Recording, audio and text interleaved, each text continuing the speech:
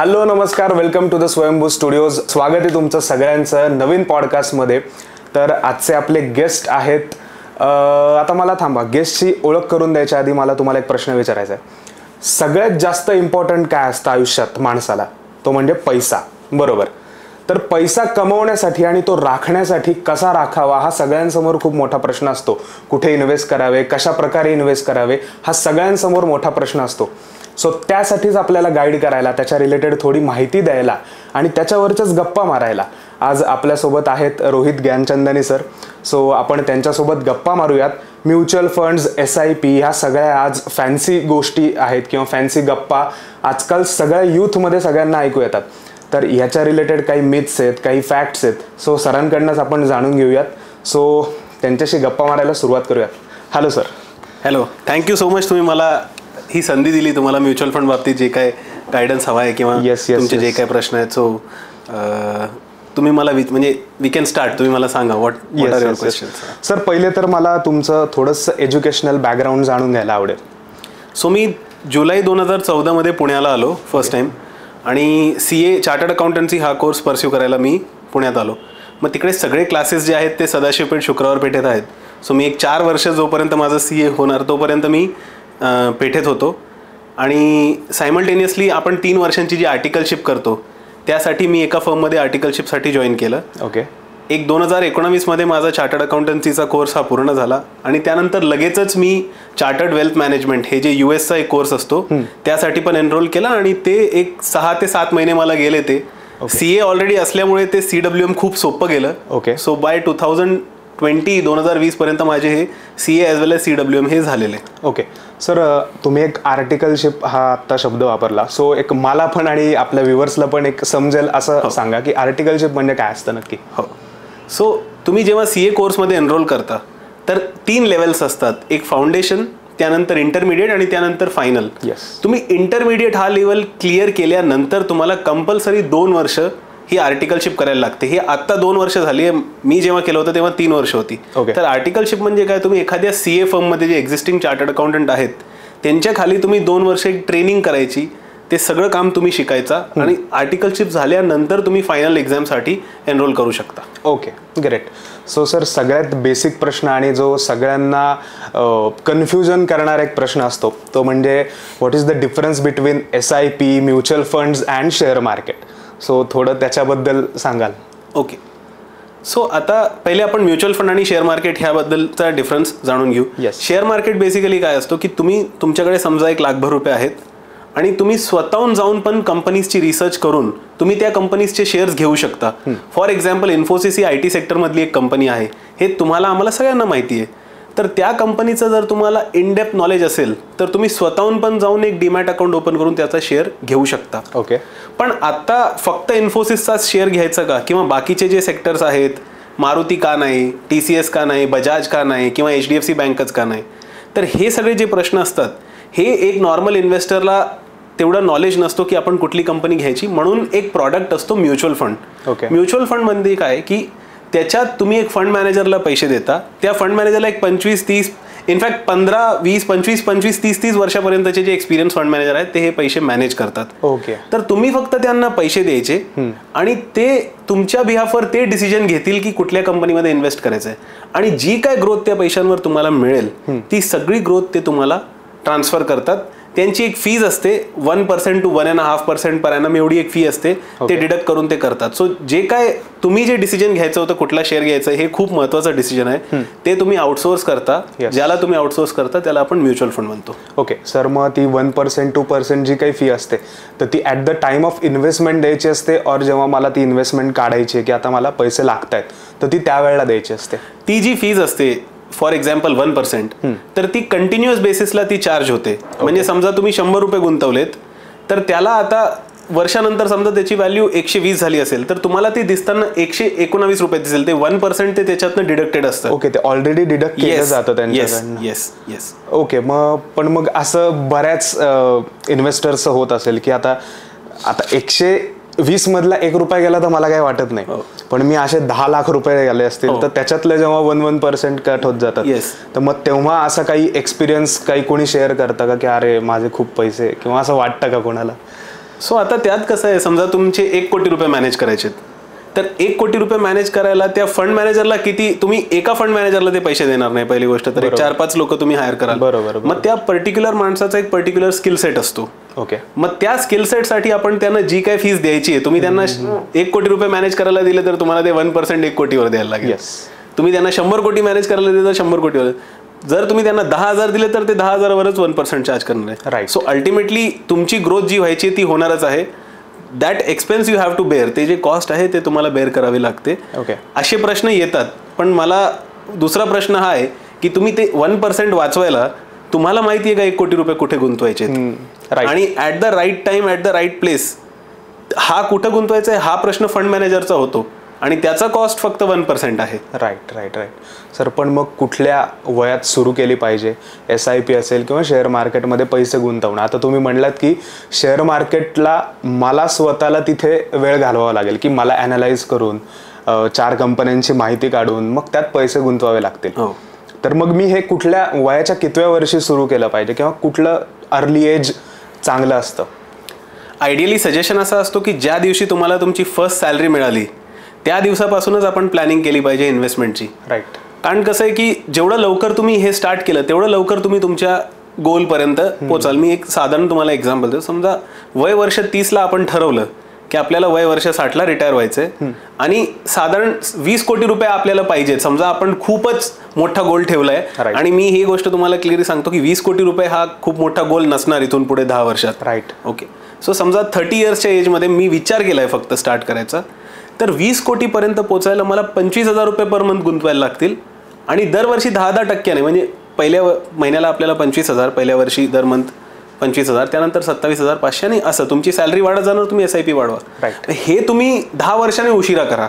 म्हणजे तुम्ही ते वय वर्ष 40ला सुरू करा आणि 60ला रिटायर व्हायचं आहे आपल्याला, तर ते 25,000च्या जागेवर तुम्हाला 1 लाख रुपये गुंतवायला लागतील दर महिन्याला. नाव जस्ट इमॅजिन, तुम्ही जे डिले केलंय त्याने 300 पट म्हणजे 300% तुम्हाला ते फरक पडलाय. 25,000ची अमाऊंट 1 लाख रुपये झाली. 1 लाख रुपये मला महिन्याला इन्व्हेस्टमेंट करण्यासाठी माझी सॅलरी कमीत कमी 2-2.5 लाख रुपये पाहिजे त्यासाठी. राईट. Okay sir. पण मग आता माझं वय मी 23 वर्षाचा आहे. सो मग मी आत्तापासून जर मी सुरुवात केली तर मी आयडियली किती गुंतवू शकतो? तुम्ही बघा, आता आयडियली 20% तरी तुम्ही तुमची इन्कम गुंतवली पाहिजे. अच्छा. मी तुम्हाला एक बेसिक मॉडेल सांगतो. समजा तुम्ही 100 रुपये तुमची सॅलरी आहे, समजा तुमची इन्कम 100 रुपीज आहे, तर 60 रुपये जे हे आहे हे तुम्ही तुमचे basic house hold expenses EMI मध्ये गेले तरी चालेल. जे 20 रुपये आहेत ते तुमची जी डिस्क्रिशनरी खर्च असतील, एखादा मोबाईलच घ्यायचा आहे, आयफोन घ्यायचा आहे, किंवा फॉरेन ट्रिप करायचं आहे, वॉट एव्हर जे काही डिस्क्रिशनरी खर्च आहेत, लक्झरी एक्सपेन्सेस ते करायचे, आणि उरलेले 20 हे कमीत कमी आपण इन्व्हेस्ट केले पाहिजेत. ह्याने तुमची जी रिटायरमेंटची जी अचीव होईल, तो जो गोल आहे तो खूप फास्ट अचीव होईल. अच्छा. मग आता तुम्ही फोनचं बद्दल बोललात की फोन घेण्यासाठी किंवा एखाद्या ट्रिपसाठी, तर मग ह्याच्यासाठी पण असं काही वेगळं आपण SIP प्लॅन करू शकतो का, किंवा असं काही फंड्स प्लॅन करू शकतो का, की मला आत्ता नाही पण 5 वर्षांनी मला बाबा एक बाहेर फिरायला जायचं, युरोपला फिरायला जायचं, तर त्यासाठी मी काही आत्तापासूनच सेव्हिंग असं काही स्पेशल असतं का? येस. तुम्ही म्युच्युअल फंडच्या मार्गाने एका दिवसासाठी पण इन्व्हेस्ट करू शकता. तुम्हाला एका दिवसाचा व्याज मिळतो. समजा तुम्ही 100 रुपये गुंतवले, एक कॅटेगरी असते ओव्हरनाईट फंड्स म्हणून. अच्छा. त्या फंडमध्ये तुम्हाला डेली बेसिसवर इंटरेस्ट मिळतो. सो तुम्ही आज 100 रुपये गुंतवले आणि उद्या विड्रॉ केले तर ते 100वर एका दिवसाचा व्याज तुम्हाला मिळेल. ते आता साधारण 6.5% which is much more than savings account. Right. So ती पण कॅटेगरी आहे, आणि ही कॅटेगरी तुम्ही 100 वर्षापर्यंतची जर तुम्हाला इन्व्हेस्टमेंट करायची असेल तर तशा कॅटेगरीज पण म्युच्युअल फंड्समध्ये आहेत. सो तुम्हाला बेसिकली फक्त एक गोल ठरवायचं आहे, आणि त्या गोलनुसार किती वर्ष आपल्याकडे आहेत किंवा किती महिने आहेत त्यानुसार फंड सिलेक्शन आपण करू शकतो, आणि all the options are available in mutual funds. Sir, थोडा एक पर्सनल प्रश्न, तुम्ही स्वतः किती वयाच्या कितव्या वर्षीपासून इन्व्हेस्टमेंट सुरू केली, किंवा तुम्हाला हे ज्ञान कधी आलं? मी फर्स्ट इयरला जेव्हा कॉलेजला गेलो, सो वय वर्ष 18 किंवा 19. बापरे. तेव्हा मी फर्स्ट SIP केली होती. 1000 रुपयाची होती तेव्हा. कॅनरा रोबेको एमर्जिंग इक्विटीज म्हणून हा फंड होता. आता मी जे म्हणतोय ते एक्झाम्पलसाठी आहे, this is not a investment advice. तेव्हा मी त्या फंडमध्ये 1000 रुपयाची SIP सुरू केली होती. आता माझी जी करंट SIP आहे ती खूप मोठी आहे, पण ती 1000 रुपयाची SIP अजून चालू आहे माझी. ओके. येस. मग हे साधारण किती वर्षापूर्वी आहे? आता समजा मी 19 वर्षात, आता माझं 12 इयर्स, 12 वर्ष. म्हणजे ते 1000 रुपयाचे, म्हणजे तेव्हा 1000 रुपयाचे. मी तुम्हाला व्हॅल्यू सांगतो, मी तुम्हाला जवळपास 4.5 लाख रुपये झालेत. 12 वर्ष 1000 रुपयाने गुंतवले तर 1,50,000 होतात. 1,50,000चे जवळपास 4.5 लाख रुपये त्याची व्हॅल्यू झाली. ओके, म्हणजे थोडक्यात तुमची इन्व्हेस्टमेंट अमाऊंट जर जास्त असेल तर तुमचे रिटर्न्स तेवढेच जास्त असतात. Yes, right. सो सर, कुठली गोष्ट सेफ जास्त, शेअर मार्केट सेफ का म्युच्युअल फंड सेफ? एका रिटेल इन्व्हेस्टरनी, म्हणजे ज्याच्याकडे फुल टाइम वेळ नाही हे स्टॉक प्राइसेस ट्रॅक करायचा किंवा बिझनेसेस ट्रॅक करायचा, म्युच्युअल फंड हा ऑप्शन खूपच सोपा, खूपच सिम्पल आणि खूपच फ्लेक्झिबल आहे. ओके. मी पर्सनली CA आणि CWM असून मी शेअर मार्केटमध्ये स्वतःहून स्वतःचे पैसे गुंतवत नाही. Most of my portfolio is in mutual funds. Okay. So मग ट्रेडिंग आणि शेअर मार्केट सेम असतं का काही? हो, ट्रेडिंग म्हणजे काय की आपण एखादी वस्तू आत्ता घेतली आणि ती लॉंग टर्म साठी नाही, आपण एका दिवसात किंवा 1 मिनिटात किंवा 2 मिनिटात पण विकू शकतो. अच्छा अच्छा. येस. मग ते त्याच्यातच लोकांना बरेच लॉस होतात. हो हो. सो आता मध्ये एक सेबीची स्टडी आलेली, म्हणजे आय एम पर्सनली शॉक्ड की प्रत्येक ब्रोकरच्या अकाउंटला आता जेव्हा तुम्ही लॉग इन करता तर तेव्हा ते फर्स्ट पेजवर तुम्हाला येतं की 9 out of 10 traders have lost money. So 90% शक्यता आहे की तुम्ही ट्रेडिंग करताय तर तुमचे पैसे बुडणार आहेत. तरीही लोकांना तेच करायचंय, सिम्पली बिकॉज त्यांना असं वाटतं की ह्या मार्गाने आपण खूप लवकर पैसे कमवू शकतो. जरी आपल्याकडे डेटा आहे की 10 पैकी 9 लोकांचे पैसे बुडतात तरी, so it's just a dopamine. म्हणजे जोपर्यंत लोकांचे पैसे खरंच बुडत नाही तोपर्यंत आपल्याला ते धडा असा आपल्याला आपण शिकलो ते होत नाही तोपर्यंत. ओके. पण मग ह्याच्यात एवढीच रिस्क आहे तरी लोक करतायत म्हणजे, पण मग काही जण अगदी तुम्ही म्हणतात 1% लोक किंवा एक लोक आहे, एक माणूस आहे ज्याला भरपूर फायदा होतो. सो त्याच्यामुळे आलेला एक ट्रेंड आहे. कारण सध्या खूप, म्हणजे इंस्टाग्रामला जरी पाहिलं ना तरी रील्स वगैरे प्रचंड रील्स येत आहेत. म्हणजे म्युच्युअल फंडच्या असो किंवा मोस्टली तर ट्रेडिंगच्याच असतात. मग ते शो ऑफ की मी दुबईला फिरायला आलोय, माझे आयफोन घेतला, घरच्यांना सगळ्यांना घेऊन दिला. तर मग ही एकच कोणतरी असतं ज्याला खरंच प्रॉफिट झालेला असतो. मागे मी एक रील पाहिली होती, त्याच्यात त्याने सांगितलं की ट्रेडिंगमध्ये त्याला विचारलंय साधारण की किती रुपये बाबा तुला प्रॉफिट झाला या वर्षभरात. तर तो म्हणला प्रॉफिटचं जाऊ दे म्हणे, मी लास्ट इयर 70 लाख रुपीज मी लॉस केला याचा. सो मग ह्याच्यातनं असं होतं की भाई तुम्ही एवढे पैसे घालवताय तर ते थोडे सेफली जरी खेळले तर 2 वर्ष लेट रिटर्न मिळतील तुम्हाला, पण ऍटलिस्ट तुमचे सेफ तरी राहतील पैसे. करेक्ट. सो टेक्निकली आता ही जी गोष्ट मी तुम्हाला सांगणार आहे ही खूप वरच्या लेवलची आहे, पण ही सांगायला पाहिजेत. आपण ज्या कोणाला ट्रेडरला आपण बघून ते फॉलो करतो त्यांचे रील्स, खरं सांगायला गेलो तर त्यांची खरी इन्कम ही ट्रेडिंग मधून नाही, ट्रेनिंग मधून आहे. सो त्यांनी स्वतःचे पैसे त्यात त्यांचे बुडलेत, ते लोकांना फक्त ज्ञान देऊन पैसे कमवत आहे. म्हणजे हे जे लोक आहेत ह्यांचा स्वतःचा त्यांच्या कॅपिटल एवढा मोठा नाहीये ट्रेडिंगसाठी. ते लोकांना 10,000, 15,000, 20,000चे कोर्सेस विकून पैसे कमवत आहेत. आणि आता SEBI, securities exchange board of India, जी रेग्युलेटरी अथॉरिटी आहे भारतात म्युच्युअल फंड किंवा स्टॉक्समध्ये, त्यांनी यांच्यावर क्रॅकडाऊन सुरू केलं. आता बऱ्याच लोकांना कॅपिटल मार्केट्समधून बॅन केलं आयुष्यभरासाठी. कारण त्यांचे जेव्हा फायनान्शियल स्टेटमेंट्स बघितले, त्यांचा धंदा मेन काय आहे, तर तेव्हा ते लक्षात आलं की हे लोकांना ट्रेनिंग देऊन खूप जास्त श्रीमंत झालेत आणि त्यांनी काय स्वतःहून ट्रेडिंगसाठी त्यांनी काही केलंच नाहीये. सो अल्टिमेटली इट इज म्हणजे फायनान्स लँग्वेजमध्ये त्याला झिरो सम गेम म्हणतो. झिरो सम गेम म्हणजे काय की तुम्हाला प्रॉफिट व्हायचं असेल तर एखाद्या दुसऱ्याला लॉस झालाच पाहिजे म्हणून तुम्हाला प्रॉफिट, हे ट्रेडिंगमध्ये होईल. पण लॉंग टर्म होल्डिंगमध्ये असं नाहीये. तुम्ही पण एक शेअर इन्फोसिसचा घेतलाय, मी पण एक शेअर इन्फोसिसचा घेतलाय आणि इन्फोसिसचा शेअर 200 रुपयाने वर गेला तर आपण दोघंही श्रीमंत होऊ. पण फ्युचर्स अँड एक्झॅक्टली, पण फ्युचर्स अँड ऑप्शन मध्ये असं नाहीये. एखादा ऑप्शन मी परचेस केला असेल आणि तुम्ही ते मला विकला असेल, जर ज्या प्राइसला तुम्ही मला विकलाय त्याच्यापेक्षा जास्त प्राइसने क्लोज झालं तर तुम्हाला लॉस, कमी प्राइसने क्लोज झाला तर मला लॉस. कोणाला एकाला तरी ह्या ट्रान्झॅक्शन मध्ये लॉस 100% गॅरंटीड आहे का नाही? लॉंग टर्म होल्डिंग मध्ये असं नाहीये. It's a win win game. Okay.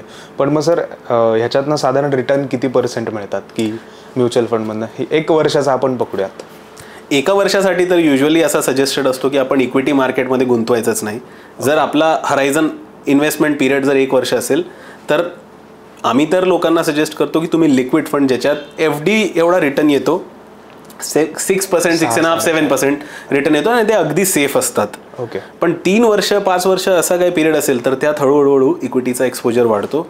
एक साधारण लॉंग टर्म पोर्टफोलिओला 12 ते 15% पर ॲनम हा रिटर्न एक्सपेक्टेड असला की तुम्हाला शॉक्स बसणार नाही. It will be a very smooth journey for you.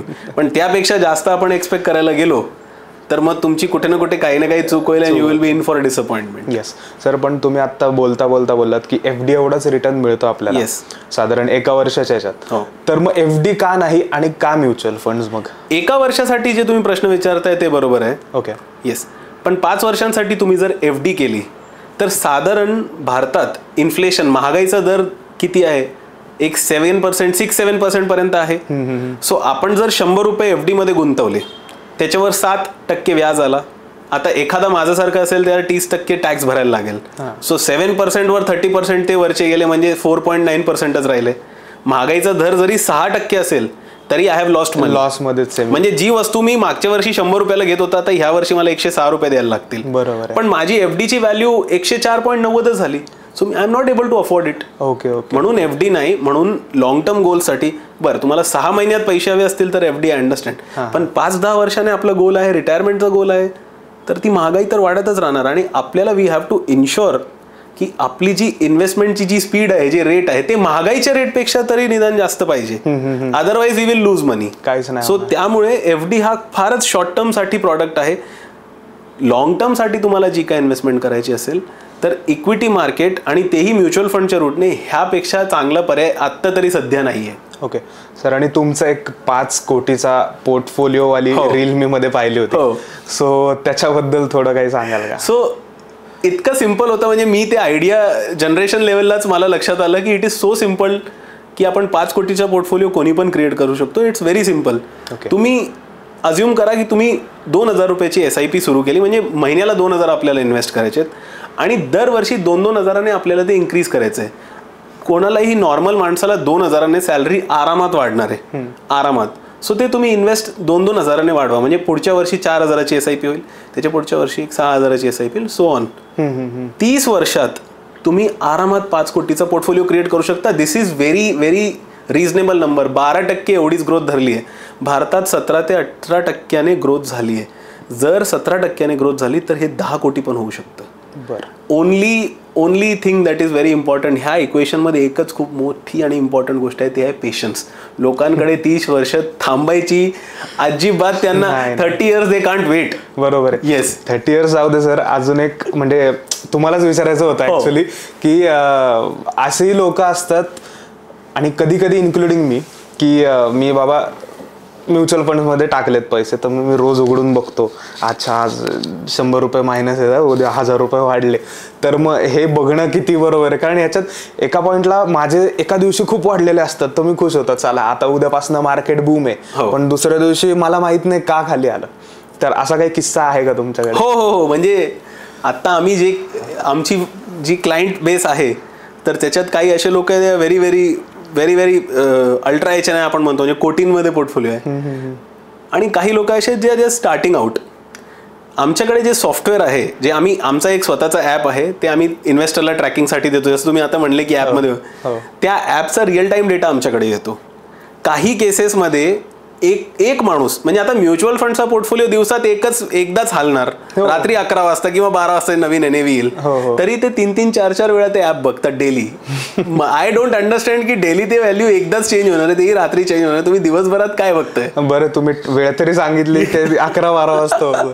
नाही म्हणजे ऑनेस्टली मलाही फार माहिती नव्हती, त्यामुळे मी पण एकदा म्हणजे दिवसातनं एकदा बघायची तर ही सवयच आहे. जसं सोशल मीडिया रोज उघडतो ना, तसे ट्रॅकिंग करायचे 3-4 जे ऍप्स असतील किंवा जे काय ते मी ओपन करून बघतो. मग तेवढे केले की ठीक आहे, 3:30 वाजता हे मार्केट बंद झालं शेअर मार्केटचं, की त्याचं तर काही नसतं. पण म्युच्युअल फंडचं माझं सुरुवातीला व्हायचं असं की, पण मग ते एक अट्रॅक्शन आहे शेवटी ते, की माझे रोज बाबा किती पैसे वाढत आहेत, माझे जात आहेत तर महिन्याला एवढे पैसे, ते किती वाढत आहेत ह्याचं फक्त एक ट्रॅकिंग करायची एक हे असतं. सर पण आपल्याला आता बघताय मागच्या महिन्यात जवळपास गोल्डची प्राइस पण खूप वाढली, अगदी 5-6 हजारांनी आय गेस वाढली प्राइस. सो मग अशा ह्याच्यात गोल्डमध्ये पण इन्व्हेस्ट करणं किंवा गोल्डसाठी काही असे फंड आहेत का? कारण मी मध्ये पाहिलं होतं एक आदित्य बिर्लाचा गोल्ड किंवा बऱ्याच कंपन्यांचे गोल्ड फंड पण असतात, तर ते काय प्रकार असतो तो? सो बेसिकली काय असतो की गोल्ड हा तुमच्या पोर्टफोलिओमध्ये असलाच पाहिजे, ठीक आहे.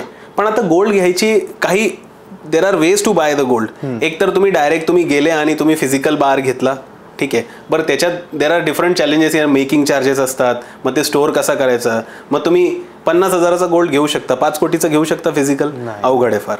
ओके. दुसरा एक प्रकार असतो की बाबा तुम्ही फिजिकल, आता गोल्ड आलाय, तुम्ही फोनपे UPI ॲप्सवर तुम्ही ई गोल्ड बघताय, पण त्याला काही सेफ्टी कशी आहे ते मला माहीत नाही. म्हणजे बेसिकली ते तुम्ही त्याची प्राईस कशी ठरली जाते वगैरे वगैरे. जे म्युच्युअल फंड रूटने आपण जे गोल्ड घेऊ शकतो तर ते स्पेसिफिकली गोल्डचे ETF असतात. हे जे ETF आहे ते ट्रेडेड आहेत, त्यांच्या मागे there is a fixed physical gold involved. Okay, ETF म्हणजे काय? ETF म्हणजे काय की गोल्ड, एक समजा एक गोल्डचा बार असेल 5 कोटी रुपयाचा, तर त्याचे छोटे छोटे 10-10 रुपयाचे युनिट्स करतात. अच्छा. आणि तो बार बँकेत ते ठेवतात. So it's as a security. आणि त्याच्या अगेन्स्ट 5 कोटीचा असेल तर 50 लाख युनिट्स इश्यू होतील. मग आता तुम्हाला 50,000चे गोल्ड घ्यायचे असतील तर तुम्हाला किती 5,000 युनिट्स दिले की तुमचं झालं 50,000चा गोल्ड आमच्याकडे. तर त्याची जी काय डेली प्राइस होईल ती फ्लक्च्युएट होईल मार्केटवर, त्याप्रमाणे तुमचा पोर्टफोलिओ पण वर खाली होईल. अच्छा. पण मग सर, मी 100 रुपये जर इन्व्हेस्ट करत असेल तर मग माझे ते 100 कसे डिवाइड झाले पाहिजे? सो आता इट डिपेंड्स की तुमचे गोल्स काय आहेत. जर तुमचा फार लॉंग टर्मचा गोल आहे तर एक 5 ते 10% गोल्ड, 5 ते 10% इक्विटी, 5 ते 10% डेट आणि बाकीचे 70-80% जे पैसे आहेत ते तुम्ही लॉंग टर्म इक्विटी फंड्समध्येच गुंतवले पाहिजेत. त्याच्यात स्मॉल कॅप, मिड कॅप बरेच कॅटेगरीज आहेत, ते रिस्क ॲपेटाईट प्रमाणे गुंतवू शकतो. तर 10 वर्ष, इनफॅक्ट 7 वर्षांच्या वर जरी गोल असेल तर मेजर पोर्शन जे आहे ते इक्विटी फंड्समध्ये गुंतवलं पाहिजे, कारण तिथे ग्रोथ जास्त आहे. तीच एक कॅटेगरी आहे ज्याच्यात तुम्हाला जे महागाई, जे इन्फ्लेशन आहे ती बीट करायची तुमच्याकडे चान्सेस आहेत. ओके. बाकी कॅटेगरीजमध्ये you don't have a chance. अच्छा. पण मग स्मॉल, मिड आणि लार्ज परत या 3 एक कन्फ्यूज करणाऱ्या गोष्टी आहेत. सो ह्याचं कसं करायचं? थोडक्यात सांगतो. लार्ज कॅप बेसिकली काय आहे, भारतातली टॉप 100 कंपनीजला आपण लार्ज कॅप म्हणतो. मग त्याच्यात तुमचे मारुती, रिलायन्स, HDFC, SBI सगळे चालेल. मग 101 ते 250 नंबरची कंपनीपर्यंत हे मिड कॅप झाले. हे जे बिझनेसेस आहेत हे खूप म्हणजे नवीन नाही आहेत, पण they are not as big as large caps. आणि 250च्या खालच्या शेवटपर्यंत जे काय 7-7.5 हजार भारतात कंपनीज आहेत they are small caps. So आता तुम्ही लक्षात घ्या, जे वरचे 100 कंपनीज आहेत दे आर स्टेबल. त्यांची अर्निंग्स म्हणजे तुम्हाला क्लिअरली माहिती ना की इन्फोसिस हे काय ओव्हरनाईट काय हे नाही होणार, रिलायन्स काही बंद नाही होणार. Exactly right. सो त्याच्यात थोडा मेजर अलोकेशन, मग मिड कॅप कंपनीजमध्ये एक 15-20% अलोकेशन आणि परत स्मॉल कॅप कंपनीजमध्ये एक 10-15% अलोकेशन हे केलं पाहिजे. कारण तुम्ही एक गोष्ट लक्षात घ्या, 1995 मध्ये Infosys was a small cap company. So आता it is a large cap. इथून पुढे 20 वर्षानंतर कुठली small cap company large cap होईल सांगता येणार नाही. सो स्मॉल कॅप मध्ये एक्सपोजर घ्यायचाच, पण ते कितपत घ्यायचा, किती पर्सेंटेजने घ्यायचा, 10 रुपयातले 2 रुपये. हो. सो हे इंडिव्हिज्युअल कॉल आहे. आणि जर तुम्ही एका मोठ्या लेवलला गेले, समजा तुमचा खूप मोठा पोर्टफोलिओ झालाय, तर it is important to get in touch with an advisor. कारण परत ही गोष्ट तुम्ही डेली बेसिसवर चेक करू शकणार नाही. If you are full time employed somewhere आणि तुम्ही एका कॉर्पोरेट पोझिशनला आहात तर तुमच्याकडे हे डेली बेसिसवर ट्रॅक करायचा वेळ नाही. So it's better to engage with an adviser. Otherwise काय होईल की तुमचे पैसे बनतील, but you won't know when to be in the right asset class at the right time. Small कॅपमध्ये केव्हा ठेवायचे, गोल्डमध्ये केव्हा ठेवायचे आणि लार्ज कॅपमध्ये केव्हा, परत हे चेंजेस पण करायला लागतात. राईट. आता स्मॉल कॅपमध्ये एक्सपोजर आत्ताच्या काळात घेणं थोडंसं अवघड आहे, कारण they are at very very high prices. Okay. So मग आता पैसे गुंतवायचे असतील तर कुठे गुंतवणार हा प्रश्न येणारच आहे. बरोबर. आणि जर आपण डोक्यात धरलं की नाही 20% स्मॉल कॅपमध्येच ठेवायचे तर लॉसच होणार. ओके सर, मग यातली रिस्क कशी डिवाइड झालेली असते या तिन्ही फंड्समधले, की स्मॉल कॅपमध्ये कमी रिस्क असते कारण त्या शेवटी असतात आणि लार्ज कॅपमध्ये जास्त रिस्क असते, कशा डिफरन्स केला जातो? It is actually reverse. Large cap जे कंपनीज असतात ते are very very stable. So त्याच्यात रिस्क खूपच कमी आहे. म्हणजे एखादी मारुती ही बंद पडणार आणि एखादा रिलायन्स किंवा HDFC किंवा SBI बंद पडणार ह्याची शक्यता फार कमी आहे. स्मॉल कॅप कंपनीज असे असतात ज्यांचा धंदा इतका छोटा असतो की एखादाही कोविड सारखा इव्हेंट त्यांना जोरात हिट करू शकतो आणि ते बंदही पडू शकतात. सो आयडियली लार्ज कॅपमध्ये रिस्क खूप कमी असते आणि स्मॉल कॅपमध्ये त्या मानाने रिस्क खूप जास्त असते. ओके सर, आणि लिक्विड फंड्स आणि इक्विटी फंड्स तुम्ही हे सांगितले, तर असे आय गेस अजून 1-2 टाइप्स असतील. हो, म्हणजे मी ऐकलं होतं, मला आत्ता आठवत नाहीत. पण मग त्याच्यात कसा डिफरन्स करायचा किंवा त्यात काय डिफरन्स असतो अगदी बिगिनर लेवलला कळायचं असेल तर? 2 गोष्टी आहेत. एक तर तुम्हाला फिक्स्ड इन्कम, तुम्हाला फिक्स्ड रिटर्न्स पाहिजेत का तुम्हाला ग्रोथ पाहिजे? बरोबर. फिक्स रिटर्न्स पाहिजेत तर ही कॅटेगरी आहे डेट म्युच्युअल फंड्स. मग त्याच्यात liquid, overnight, short term, medium term, long term हे ह्याच्यात 10-12 कॅटेगरीज आहेत. ओके. आणि तुम्हाला ग्रोथ हवी असेल, म्हणजे तुम्हाला फिक्स रिटर्नची घेणं देणं, यू वॉन्ट हाय ग्रोथ, तर मग दुसरी कॅटेगरी आहे इक्विटी. इक्विटीमध्ये पुढे 16 कॅटेगरीज आहेत. Mid cap, small cap, large cap, large and mid cap, flexi cap, thematic, म्हणजे थीमॅटिकमध्ये अजून 10 कॅटेगरीज होतात. माणूसच ठेवलेला. राईट. सर, SIP इन्व्हेस्टमेंट बद्दल असलेल्या काही मिथ्स आहेत का, की आता तुम्ही ॲज अ CA म्हणून तुमच्या कानावर बाहेरून काही गोष्टी आल्यात का अशा? सगळ्यात मोठी जी ही मिथ आहे ते हे आहे की आपण कमी अमाऊंटने SIP जर सुरू केली तर आपला पोर्टफोलिओ मोठा कसा होणार. त्या स्पेसिफिक मिथ बस्ट करण्यासाठी मी जे ते 5 कोटीचं जे आपण आता डिस्कशन केलं तो रील बनवलेला, आणि खरंच तो रील इतका व्हायरल झाला त्यामुळे आम्हाला इतका म्हणजे त्याला इम्प्रेशन खूप फार 20,000 व्ह्यूज पर्यंत आले. So that is a big myth. तुम्ही छोट्या अमाऊंटने स्टार्ट करा, काही प्रॉब्लेम नाहीये, फक्त ते हळूहळू वाढवत जावा. As per your income growth तुमची SIP पण वाढली पाहिजे. आणि पेशन्स. पहिले 6-7 वर्ष काहीच होत नाही. मी तुम्हाला माझा 1,000 रुपयाचा एक्झाम्पल दिला. तुम्ही विचार करा 1,000 रुपयाची SIP ने म्हणजे एका वर्षात मी गुंतवलेच फक्त 12,000, राईट. मग आता 4.5 लाखाचा पोर्टफोलिओ कसा झालाय. सो त्याच्यात पहिले 7 वर्ष काहीच झालं नाही, कदाचित 1.5 लाखावर होतो मी. बट त्यानंतर आता कोविडच्या काळात जेव्हा मार्केट डबल झाला त्यात ऑलरेडी माझे 2-2.25 लाख झालेले आणि ते एका वर्षातच डबल झाले. सो तो वर्ष केव्हा येणार आहे तुम्हाला माहित नाही. सो तुम्ही you have to keep that view long term. So पहिले 7-8 वर्ष काहीच होणार नाही, तुम्ही वाढवत जावा हळूहळू. 15, 16, 20th year the real magic will happen. आणि केव्हा तुमची ती रक्कम करोडोमध्ये जाते हे तुम्हाला लक्षात येणार नाही. It happens very fast at very later stage of life. So that is a myth. छोट्या अमाऊंटने तुम्ही सुरू करू शकता. Keep on increasing it slowly and have a lot of patience. Okay sir, अजून एक थोडा पर्सनल प्रश्न. तुम्ही आता इतक्या लोकांचे पैसे हँडल करता, म्हणजे तुमच्याकडे पैसे गुंतवणारे, तुमच्यावर विश्वास ठेवून खूप लोक आहेत. सो घरी काय परिस्थिती आहे? घरचे पण पैसे तुम्हीच इन्व्हेस्ट करता का घरी कोणाचं दुसऱ्याचं चालतं? घरची सेम परिस्थिती आहे, मीच इन्व्हेस्ट करतो सध्या तरी. पण खरं सांगायला गेलो तर लोकांचे पैसे मॅनेज करण्यात माझे पर्सनल फायनान्सेस जरा बॅकसीटवर असतात. म्हणजे काही वेळा असं होतं की मला एखादी गोष्ट करायची आहे पण बिकॉज ऑफ शियर म्हणजे माझ्याकडे वेळच नाही आहे, कारण मी एखाद्या क्लायंट मीटिंगमध्ये असलो किंवा रिसर्चसाठी मी डिस्कशन करतोय टीमसोबत किंवा टीमसोबत काहीतरी बिझनेस डिस्कशन आहे त्यामुळे ते माझे मिस होतात. पण तरी तेवढं अंडर परफॉर्म नाही केलंय अजून. माझ्या इन्व्हेस्टर्सनी माझ्यापेक्षा जास्त पैसे बनवले, but I am still happy. असं काही नाही. म्हणून तर क्रिकेटमध्ये पण 11 जण खेळत असतात आणि एक कोच बाहेर बसलेला असतो. तो कोच आहे म्हणून ते तिकडे खेळत असतात. सर, अजून एक बेसिक प्रश्न. क्लायंट, आता तुमचा बेस मोठा आहे, सो क्लायंटशी डील करताना काय प्रॉब्लेम येतात किंवा क्लायंटच्या मनात काय प्रश्न येतो?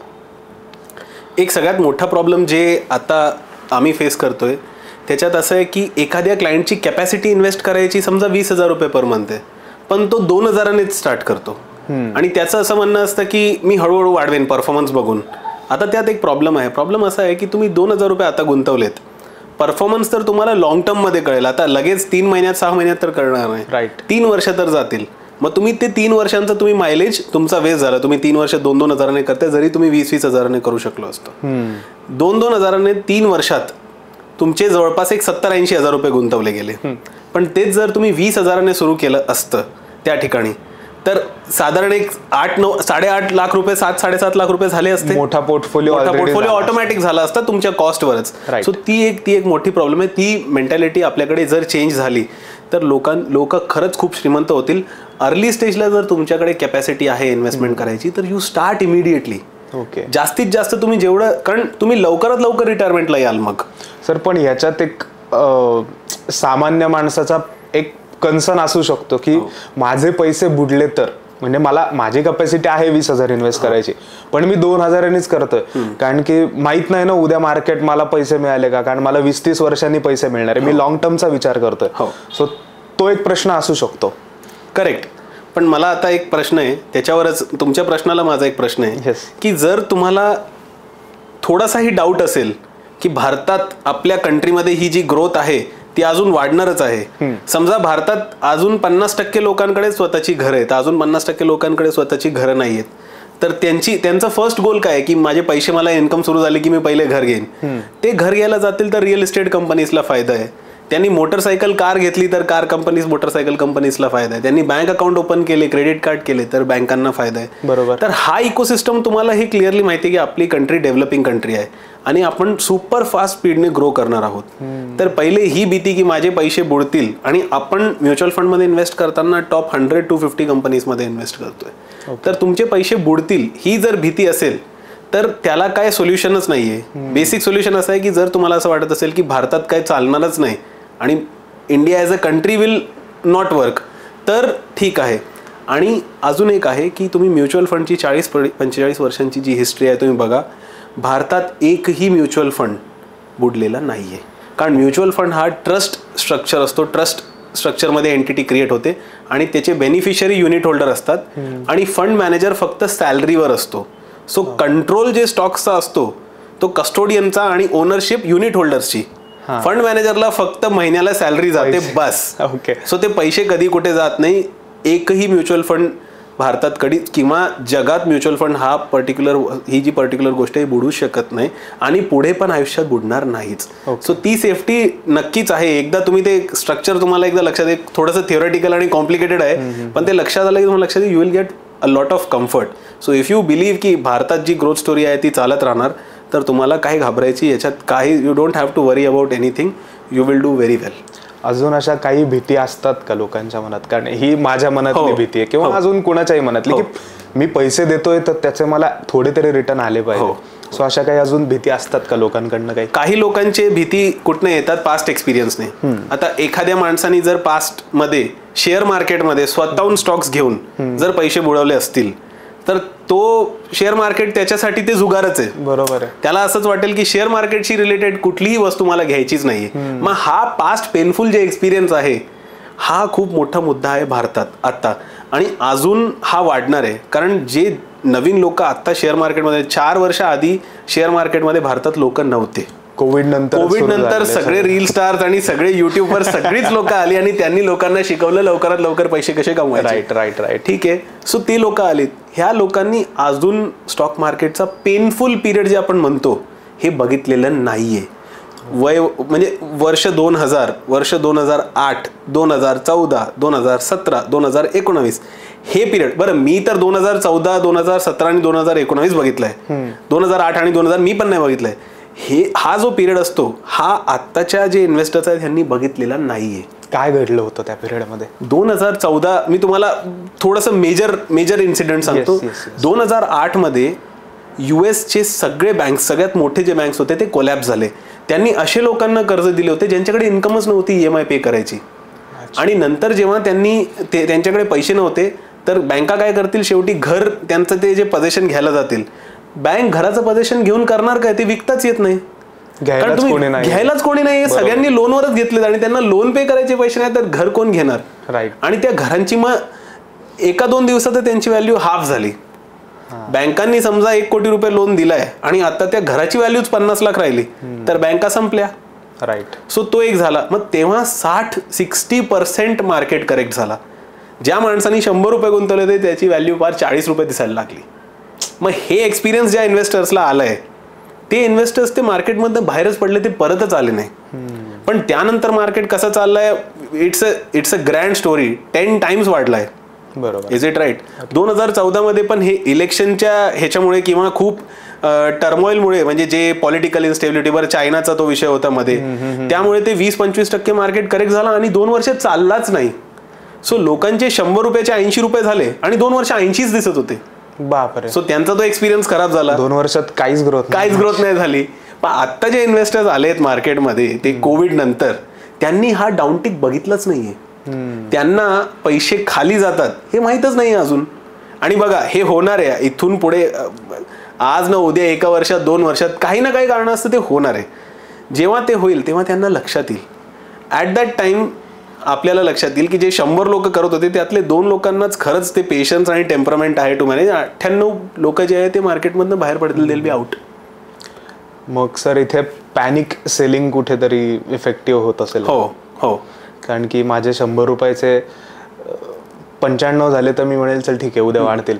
पण ते अगदी 60 रुपयावर आले तर मी म्हणेन अरे पडतंय, जाऊ दे, जे आहेत 60 ते तरी काढून घेऊ आपण.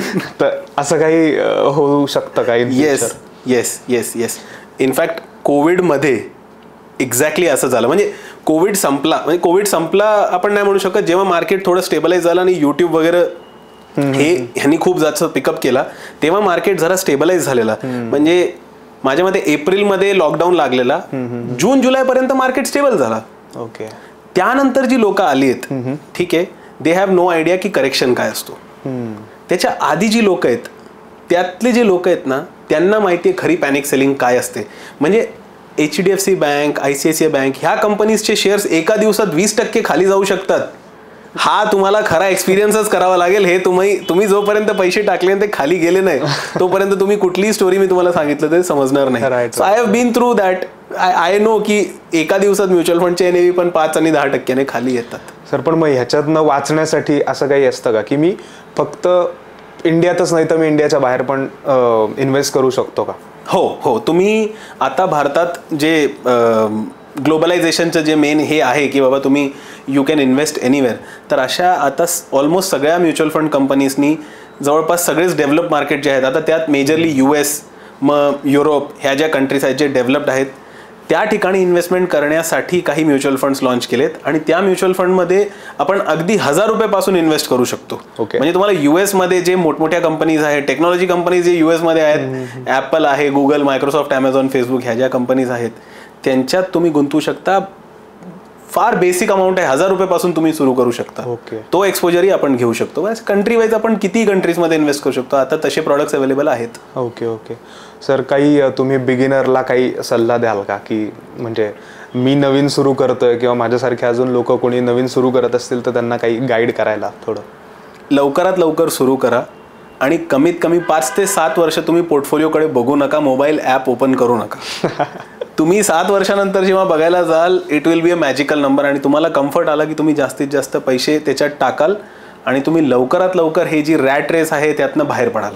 Yes sir. आणि रिटायरमेंट आता माझी, चला मी 23 वर्षाचा आहे, मी अजून 50व्या वर्षात मी रिटायरमेंट घ्या, अजून 30 वर्षांनी मी रिटायरमेंट घेईल, तर मग 30 वर्षांनी मला किती पैसे लागतील ज्याने मी पुढे व्यवस्थित जगू शकेन? म्हणजे मला तशी सुरुवात करायला. सो आता त्याच्यात 2-3 गोष्टी आहेत. तुमचं बेसिक खर्च जे काय असेल समजा, मग आता 23 is a very early age to discuss about retirement. म्हणजे तुम्हाला अजून तुमचा खर्च माहीतच नाहीये खरा, तुम्ही अजून बाकीच्या गोष्टी तुमचे खूप बाकी आहेत, काहीच सुरुवात नाही. हो. तर साधारण काय असतो की समजा तुमचा ₹50,000 खर्च आहे फॉर नाव, तुम्ही अज्युम करा, आणि हा खर्च दरवर्षी 6% वाढणार आहे. ओके. कारण ते 6% महागाईच आहे. सो आता 50,000 जर तुमचा खर्च असेल तर पुढच्या वर्षी ₹52,500 होणार. ठीक आहे. ही अमाऊंट आता त्यासाठी ऑनलाईन कॅल्क्युलेटर्स आहेत, तुम्ही कॅल्क्युलेट करू शकता की तुम्हाला एक वय वर्ष 50ला जेव्हा तुम्ही रिटायर व्हाल तेव्हा तुमच्याकडे कमीत कमी किती कॉर्पस पाहिजे. समजा आता 3 कोटी ती अमाऊंट आली की 3 कोटी पाहिजे. मग आता तुमच्याकडे 27 वर्ष आहेत 3 कोटी रुपये अचीव्ह करायला. मग त्याच्यासाठी पण एक ऑनलाईन कॅल्क्युलेटर आहे ज्याच्यात तुम्ही ते फिगर टाकाल की मला 3 कोटी 27 वर्षांमध्ये इन्व्हेस्ट करायचं आहे. तर तुम्हाला मंथली समजा 4,000, 5,000 किंवा 10,000 जी काय SIPची अमाऊंट येईल तेवढ्या अमाऊंटने तुम्ही सुरू केलं तर तुम्ही नक्कीच तुमचं रिटायरमेंटचं प्लॅनिंग होईल. पण ते कॅल्क्युलेटेड पाहिजे ती फिगर. जस्ट मी असं 2,000ने सुरू केली आहे, जस्ट मी 5,000ने सुरू केली, त्याने होणार नाही. Right sir. पण 30व्या वर्षानंतर त्या 5 कोटीची किंमत काय असेल? मग आपण ते इन्फ्लेशन ऍडजस्ट केलंय ना. मी आता कॅल्क्युलेशन मध्येच हे धरलंय की दरवर्षी 6%ने महागाई वाढणार. येस. तर ते जे कॉर्पस, ती जी अमाऊंट आली आहे ते 6% गृहीत धरूनच ती कॅल्क्युलेट झाली आहे. अच्छा. सो असे कॅल्क्युलेटर्स आहेत, ऑनलाईन आहेत, बरेच कॅल्क्युलेटर आहेत ज्याच्यात तुम्ही inflation adjusted retirement amount calculate करू शकता. सो तेव्हा त्या 5 कोटीची जी व्हॅल्यू आहे ते तेव्हाचे 5 कोटी ते तसे राहणार, ती व्हॅल्यू कमी होणार नाही त्याची, कारण तुम्ही इन्फ्लेशन ऑलरेडी कन्सिडर केलं आहे कॅल्क्युलेशन मध्ये. अच्छा. म्हणजे मी तेवढ्या याच्यात पण व्यवस्थित. Yes. Okay. So yes sir, खूप मजा आली. म्हणजे ॲक्च्युली बऱ्याच अशा न उलगडणाऱ्या गोष्टी आहेत किंवा न समजणाऱ्या गोष्टी आहेत. आय होप तुमचा पॉडकास्ट परत करायची संधी मिळेल मला. So thank you so much sir. खूप भारी वाटलं. आणि तुम्हाला कसं वाटलं पॉडकास्टला येऊन? म्हणजे मी आता मराठीमध्ये फर्स्ट टाइम एवढी जास्त मराठी मी बोललोय. सो आय होप म्हणजे माझ्याकडनं काय चूक झाली असेल तर मी व्ह्युअर्सला आय एम एक्स्ट्रीमली सॉरी. म्हणजे मराठीमध्ये काय वर्ड्स मध्ये काय फ्लुएंट मराठी. हो, आता पण वाटलं नाही की मराठी तुम्हाला येत नाही किंवा काही असं कमी येतं? नाही. थँक्यू सो मच, तुम्ही मला ही संधी दिली आणि आपण नक्कीच फ्युचरमध्ये परत एकदा काहीतरी नवीन अजून टॉपिकवर घेऊयात. 100%. Thank you so much. Yes, thank you so much. तर मंडळी, तुम्हाला कसा वाटला पॉडकास्ट मला नक्की सांगा. कॉमेंट बॉक्समध्ये तुमचे काही प्रश्न असतील सरांना विचारण्यासाठी पुढच्या पॉडकास्टसाठी तर मला नक्की कळवा. आणि व्हिडिओला लाईक करा, चॅनलला सबस्क्राईब करा. आणि लवकरच घेऊन येतो तुमच्यासाठी एक नवीन पॉडकास्ट. सो सोबत राहा. चलो भेटूया. बाय.